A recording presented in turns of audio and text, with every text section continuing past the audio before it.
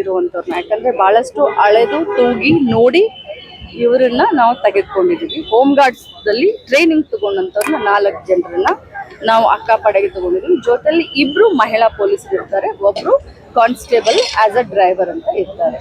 Total ಆಗಿ 7 ಸಿಬ್ಬಂದಿಗಳು ಒಂದು ಗಾಡಿಯಲ್ಲಿ ಇರ್ತಾರೆ. ಮೇಡಮ್, ಹಿಂದೆ ಚೆನ್ನಮ್ಮ ಪಡೆ ಇತ್ತು, ಅದಕ್ಕೆ ವ್ಯತ್ಯಾಸ ಇದೆ, ಅದು ಸೇಮ್? ನೋಡಿ, ಚೆನ್ನಮ್ಮ ಪಡೆ ಅಂತ ಒಂದ್ ಕಡೆ ಇತ್ತು, ಓಬವ್ವ ಪಡೆ ಅಂತ ಒಂದ್ ಕಡೆ ಇತ್ತು, ಬೇರೆ ಬೇರೆ ಬೇರೆ ಬೇರೆ ಹೆಸರಿತ್ತು. ಅವರ ಕೆಲಸ ಮಾಡುವಂತ ನೇಚರ್ ಕೂಡ ಬೇರೆ ಬೇರೆ ಆಗಿತ್ತು. ಈಗ ನಿರ್ದಿಷ್ಟವಾಗಿ ಇವ್ರಿಗೆ ಏನು ಕೆಲಸ ಅನ್ನೋದನ್ನ ನಾವು ಒಂದು ಇದರಲ್ಲಿ ತೆಗೆದುಕೊಂಡು ಬಂದಿದ್ದೇವೆ. ಸಾರ್ವಜನಿಕ ಸ್ಥಳಗಳಲ್ಲಿ ಪೊಲೀಸ್ ಸ್ಟೇಷನ್, ರೈಲ್ವೆ ಸ್ಟೇಷನ್ ಇರಬಹುದು, ಬಸ್ ಸ್ಟಾಪ್ ಇರಬಹುದು, ಕಾಲೇಜ್ ಇರಬಹುದು, ಮಹಿಳಾ ಕಾಲೇಜ್ ಇರ್ಬೋದು, ಮಹಿಳಾ ಹಾಸ್ಟೆಲ್ಗಳಿರ್ಬೋದು, ಎಲ್ಲ ಸ್ಕೂಲ್, ಪ್ರೈಮರಿ ಸ್ಕೂಲ್ ಇರ್ಬೋದು, ಹೈಸ್ಕೂಲ್ಗಳಿರಬಹುದು, ಪ್ರತಿ ಮಾಲ್ಗಳಿರಬಹುದು, ಸಿನಿಮಾ ಥಿಯೇಟರ್ ಹತ್ರ ಇರಬಹುದು. ಸೊ ಪ್ರತಿಯೊಂದು ಕಡೆನೂ ಕೂಡ ಅಕ್ಕಪಡೆ ಓಡಾಡುತ್ತೆ.